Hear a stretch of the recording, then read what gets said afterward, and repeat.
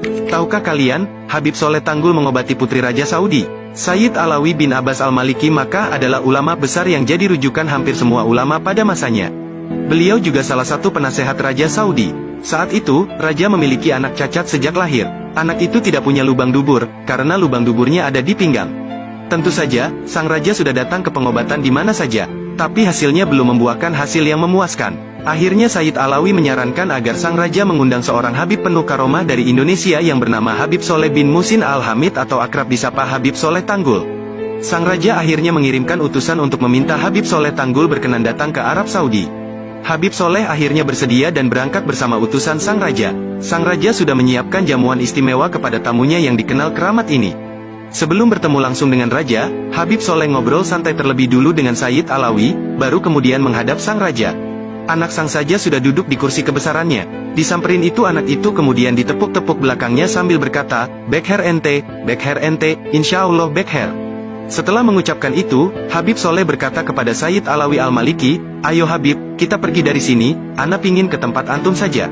Sang Raja Arab yang mendengar ucapan itu langsung berkata, "Ya Habib Alawi, inikah yang antum bilang Habib keramat itu, tidak ada salam tidak ada perbincangan, malah mau pergi begitu saja?"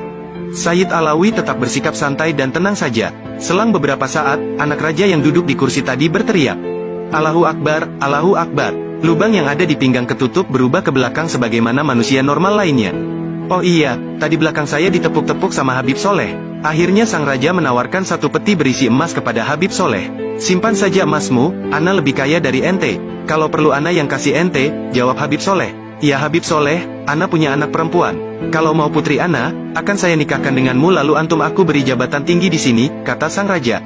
"Simpan saja putri ente, ana punya syarifah di rumah. Ana gak butuh jabatan dari ente, ana sudah punya jabatan dari Allah," jawab Habib Soleh. Mendengar pembicaraan ini, Sayyid Alawi Al-Maliki akhirnya menyarankan Habib Soleh agar mau menerima emas tadi. "Ya Habib Soleh, kita di Hadramaut punya saudara-saudara yang susah. Ambil saja dan kasihkan kepada saudara-saudara kita di sana." Habib Soleh akhirnya menerima saran Sayyid Alawi. Kemudian hadiah itu dibagikan kepada saudara-saudara di Hadramaut. Karena kisah ini, Habib Soleh Tanggul di Hadramaut sana dikenal sebagai Habib paling kaya di Indonesia karena sering membantu saudara-saudara yang ada di Hadramaut. Nah, itulah sedikit karomah dari Habib Soleh Tanggul. Tahukah kalian, kisah karomah Habib Soleh Tanggul Jember, didatangi wanita Swiss gara-gara hadir dalam mimpi. Berikut kisah wanita Swiss yang bermimpi tentang Habib Soleh. Suatu hari, seorang wanita asal Swiss yang merupakan non-muslim, bermimpi didatangi seorang laki-laki bernama Habib Soleh Tanggul. Dalam mimpi itu, laki-laki tersebut berpesan bahwa dia dapat membantu menyelesaikan masalah yang tengah dihadapi wanita itu. Bukan hanya sekali, mimpi kedatangan Habib Soleh tersebut terjadi hingga beberapa kali. Kebetulan saat mimpi itu datang, sang wanita Swiss sedang memiliki masalah yang cukup rumit. Ia memiliki kekasih yang dalam waktu dekat akan melakukan pernikahan. Namun rencana pernikahan itu terancam gagal, karena sang laki-laki direbut oleh wanita lain. Akhirnya, wanita Swiss tersebut memilih terbang ke Indonesia. Ia penasaran dengan laki-laki bernama Habib Soleh Tanggul, yang datang beberapa kali ke dalam mimpinya. Begitu tiba di Bandara Soekarno-Hatta, Jakarta, wanita tersebut langsung bertanya kepada petugas bandara tentang seorang laki-laki bernama Habib Soleh Tanggul. Kebetulan, salah satu petugas bandara mengaku tahu dan bersedia mengantarkan wanita Swiss tersebut ke Jember. Begitu tiba di Tanggul, wanita Swiss itu sangat terkejut, karena Habib Soleh yang ditemuinya sama persis dengan yang hadir dalam mimpinya.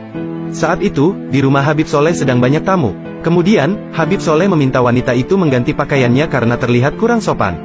Wanita Swiss tersebut kemudian menceritakan tentang mimpinya dan termasuk masalah yang sedang dihadapinya, yaitu tentang calon suaminya yang direbut wanita lain. Setelah mendengar cerita tersebut, Habib Soleh langsung meminta wanita itu untuk segera pulang ke Swiss. Menurut Habib Soleh, setibanya di Swiss nantinya sang calon suami akan menangis di depan pintu rumah wanita tersebut, sambil meminta maaf dan mengakui kesalahannya. Wanita itu pun kemudian langsung pulang ke negaranya, Swiss. Beberapa bulan kemudian, wanita Swiss itu datang lagi ke kediaman Habib Soleh Tanggul. Namun kedatangannya kali ini bukan sendirian, melainkan sudah bersama laki-laki yang tak lain adalah suaminya. Wanita itu datang untuk mengucapkan terima kasih kepada Habib Soleh, karena apa yang diucapkan beliau benar-benar terjadi. Wanita itu kemudian menawarkan sesuatu seperti uang dan hal-hal dunia lainnya kepada Habib Soleh, sebagai ungkapan terima kasih. Namun sebagai waliullah, tentu saja Habib Soleh menolak tawaran tersebut. Habib Soleh hanya memberikan tawaran kesediaan wanita Swiss dan suaminya itu untuk masuk Islam. Itu pun jika wanita dan suaminya tersebut ikhlas dan tidak ada keterpaksaan. Dan akhirnya, wanita Swiss dan suaminya itu menyatakan masuk Islam dengan ikhlas dan tanpa keterpaksaan. Nah, itulah sedikit kisah karomah dari Habib Soleh Tanggul.